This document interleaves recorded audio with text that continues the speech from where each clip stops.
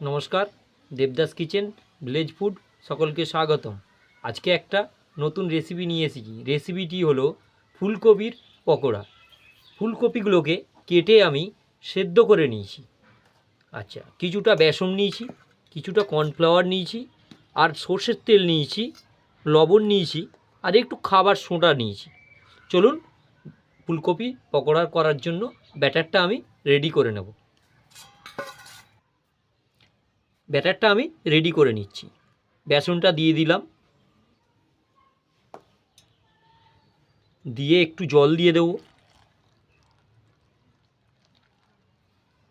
দিয়ে স্বাদ মতো একটু লবণ দেবো, একটু খাবার সোডা দিয়ে দেবো, দিয়ে ভালো করে মেখে নেব।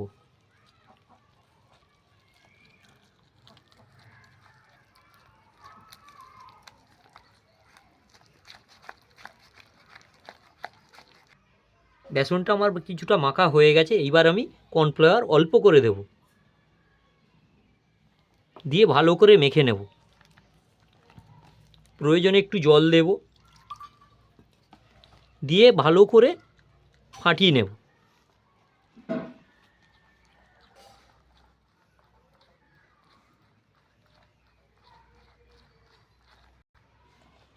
বেসন আর কর্নফ্লাওয়ারের ব্যাটারটা আমার ফুলকপির পকোড়ার জন্য রেডি হয়ে গেছে।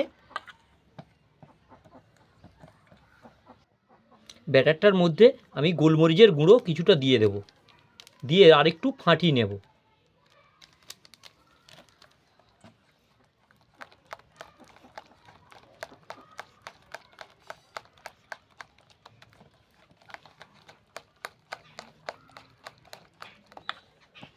আমার ফাটানো হয়ে গেছে।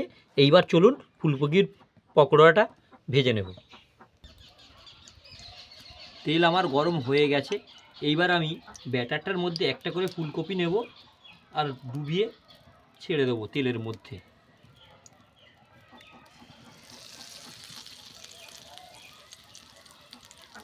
খুব সহজে এই রেসিপিটি বানানো যায় আর খেতে অসাধারণ।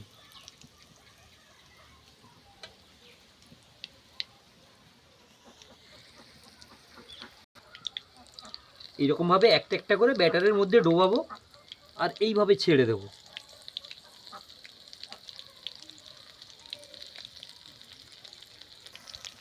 এবার আমি এক পাশটা উল্টে দেবো, আস্তে আস্তে উল্টে দেবো এইভাবে।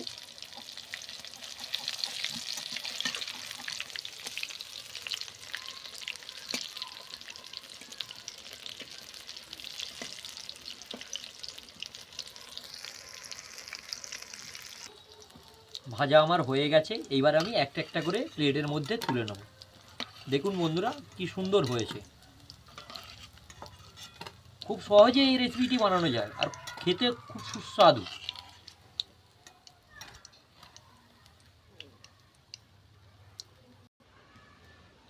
আরও আমি কয়েকটা ভেজে নেব। এইভাবে বেসনটাকে আর একটু ফাটিয়ে নিলাম, নিয়ে বেসনের ডোয়ের মধ্যে ডুবিয়ে আমি একটা একটা করে ছেড়ে দেব।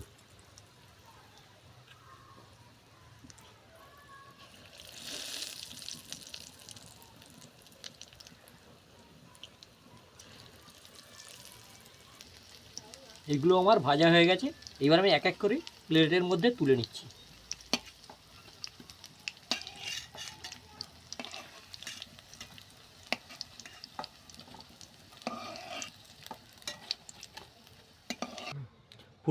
ফুলকপির পকোড়া আমার রেসিপি কমপ্লিট।